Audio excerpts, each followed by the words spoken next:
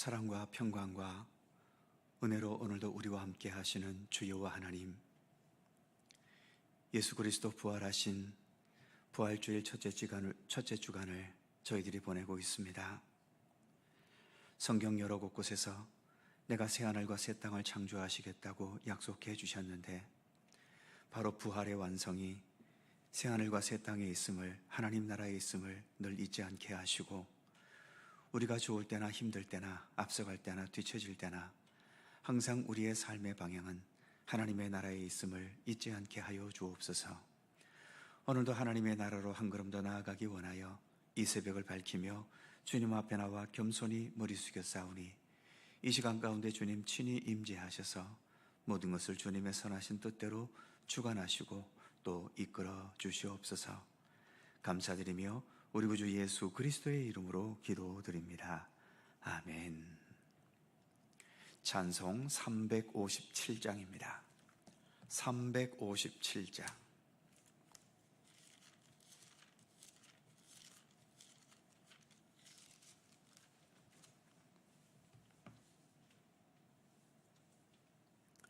(357장) 함께 찬송합니다. 주 믿는 사람 일어나 다 힘을 합하여 이 세상 모든 마귀를 다 쳐서 멸하세. 저 앞에 오는 적군을 다 싸워 이겨라. 주 예수 믿는 힘으로 온 세상 이기네. 믿음이 이기네. 믿음이 이기네. 주 예수를 믿음이 온 세상 이기네. 온 인류 마귀 괴율로 큰 죄에 빠지니 진리로 띠를 띠고서 늘 기도 드리세. 참 믿고 의지하면서 겁없이 나갈 때 주 예수 믿는 힘으로 온 세상 이기네. 믿음이 이기네. 믿음이 이기네. 주 예수를 믿음이 온 세상 이기네. 끝까지 이긴 자에게 흰 옷을 입히고 또 영생 복을 주시니 참 기쁜 일일세. 이 어두운 세상 지나서 저 천성 가도록 주 예수 믿는 힘으로 온 세상 이기네. 믿음이 이기네. 믿음이 이기네. 주 예수를 믿음이 온 세상 이기네. 아멘. 잠언 24장 1절입니다. 구약성경 937면 잠언 24장 1절에서 6절까지의 말씀입니다. 6개의 절을 다 함께 한 목소리로 봉독합니다. 너는 악인의 형통함을 부러워하지 말며 그와 함께 있으려고 하지도 말지어다. 그들의 마음은 강포를 품고 그들의 입술은 재앙을 말함이니라. 집은 지혜로 말미암아 건축되고 명철로 말미암아 견고하게 되며 또 방들은 지식으로 말미암아 각종 귀하고 아름다운 보배로 채우게 되느니라. 지혜 있는 자는 강하고 지식 있는 자는 힘을 더하나니 너는 전략으로 싸우라. 승리는 지략이 많음에 있느니라. 아멘. 먼저 1절과 2절 말씀을 다시 봅니다. 너는 악인의 형통함을 부러워하지 말며 그와 함께 있으려고 하지도 말지어다. 그들의 마음은 강포를 품고 그들의 입술은 재앙을 말함이니라. 우리 사람의 본능은 선하고 아름다운 것보다는 올바르지 못하고 온전치 못한 본능이 훨씬 많아 보입니다. 그래서 우리는 기본적으로 죄인일 수밖에 없는 것이겠지요. 풍요와 형통과 성공은 누가 가르치지 않아도 자동적으로 사모하게 됩니다.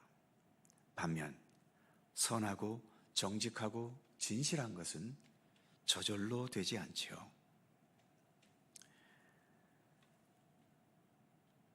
그 가치들을 우리는 배우고 깨달아야만 합니다. 그래서 악하고 죄악된 것인데도 형통하고 풍요롭게 잘 되는 것과 정직하고 진실하지만 힘들고 가난해지는 것 중 하나를 택하라고 한다면 아마도 대부분의 사람들은 죄악돼도 형통한 길로 나아가는 것을 택하게 되는 거지요. 그래서 오늘 본문에서도 악인의 형통함을 부러워하지 말라고 강조하는 겁니다.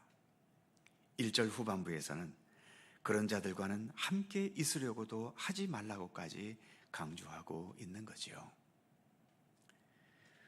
우리가 믿음의 길을 간다는 것은 인간적이고 세상적인 기대와 욕망보다도 하나님의 진리, 하나님의 정의, 하나님의 공평, 하나님의 사랑과 따뜻한 마음, 그리고 하나님께서 우리를 위해 예비하신 하나님의 나라, 그것이 세상 그 어떤 것보다 소중하고 귀한 것임을 인식하려는 것 아니겠습니까?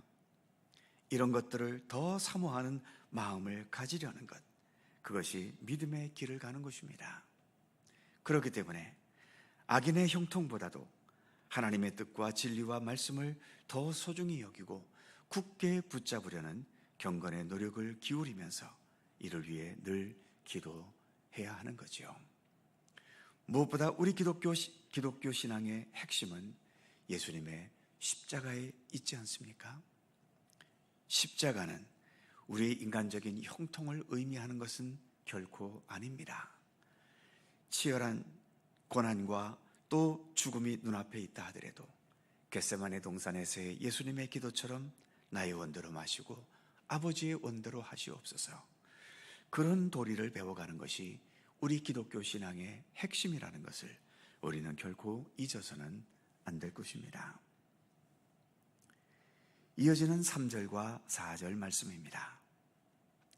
집은 지혜로 말미암아 건축되고 명철로 말미암아 견고하게 되며 또 방들은 지식으로 말미암아 각종 귀하고 아름다운 보배로 채우게 되느니라. 우리의 인생, 우리의 삶을 집으로 비유하고 있죠. 우리의 삶은 지혜로 지어지고 명철로 견고해야 한다는 것입니다. 세상에서는 무엇보다 돈의 중요성이 강조되고 더 나아가 건강과 사회적인 명성과 지위와 내 소원을 이루어가는 것이 내 삶을 지탱해주는 근본이라고 여깁니다만, 그리고 그런 것들이 현실적으로는 중요한 것이 분명한 사실이긴 하지만 우리의 삶을 겉으로 꾸미는 것은 될 수 있어도 기초 같은 근본이 될 수는 없는 것입니다. 왜 우리가 예수를 믿어야 구원받을까요? 세상 것들로는 아무리 많이 소유하고 많이 채우고 누려봐도 그것이 우리의 생명을 완성시키지 못하기 때문입니다. 그래서 우리 인간은 무엇이 내 생명의 근본이고 이 세상이라는 한계를 뛰어넘어 참된 구원과 생명의 세계로 무엇이 나를 이끌어가고 있는지 이것을 깨닫는 것이 내 생애에 있어서 가장 중요한 일인 겁니다. 우리가 지금 이렇게 예수를 믿고 의지하고 따르는 믿음의 길을 가는 것은 그래서 세상 그 어느 것보다도 가장 중요한 것을 행하고 있는 것이죠. 내 인생이라는 이 집을 가장 안전하고 든든하고 올바르게 지어가고 있는 것입니다. 오늘 본문의 표현처럼 견고하게 그리고 귀하고 아름다운 하나님의 진리와 사랑과 구원의 은총이라는 그러한 보배로 또 하나님의 지혜와 명철로 채워가는 우리들의 삶이 되어야 하는 것이지요. 이어서 5절과 6절 말씀입니다. 지혜 있는 자는 강하고 지식 있는 자는 힘을 더하나니 너는 전략으로 싸우라. 승리는 지략이 많음에 있느니라. 어렸을 때 제가 다니던 교회에서 친교 시간에 칼로 사과를 빨리 그리고 길게 깎는 게임을 하는 것을 어른들이 하는 것을 보았는데, 가위바위보를 해서 과도와 큰 식칼과 그리고 아주 작은 연필 깎는 칼을 선택해서 깎는데, 놀랍게도 1등은 가장 깎기 좋은 과도를 쥔 사람이 아니라 가장 불편한 연필 깎는 칼로 깎은 사람이 1등을 차지하는 것을 본 적이 있습니다. 장비가 당연히 좋아야 하겠지만 그러나 그보다 사람 자체의 지력과 능력이 더 중요하다는 것을 보여준 거지요. 잠언에서도 항상 능력과 권세와 어떤 좋은 환경보다도 당연히 잠언에서는 지혜를 훨씬 더 많이 강조합니다. 전쟁을 한다면 당연히 많은 군사들이 있어야 하고 최신 무기들과 장비들을 갖추어야 하겠지만, 그러나 그 어떤 좋은 장비를 갖추었다 하더라도 그 최신 장비의 힘만으로는 장비가 별로 없지만 지혜와 지략으로 무장되고 거기에 강인한 정신력과 협동력까지 지닌 군대를 이길 수 없다는 것입니다. 전쟁은 무기가 하는 것 같지만 실제로는 사람들이 하는 것이기 때문이죠. 그래서 본문에서도 지혜를 강조하면서 승리라는 것은 힘과 무력보다는 지혜를 바탕으로 하는 전략과 지략으로 이긴다고 말씀하는 겁니다.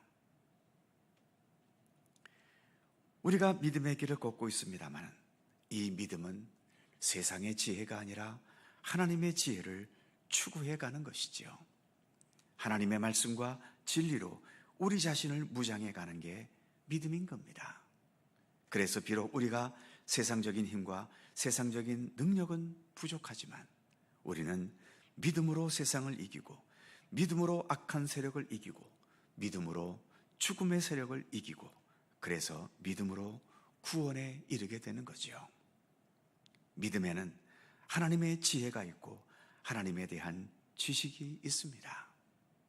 내 인생을 최종적으로 이기는 인생이 되게 하는 것, 승리하는 인생이 되게 하는 것은 내가 가진 돈도 아니고 명예나 업적도 아니고 내 능력과 힘도 아닙니다.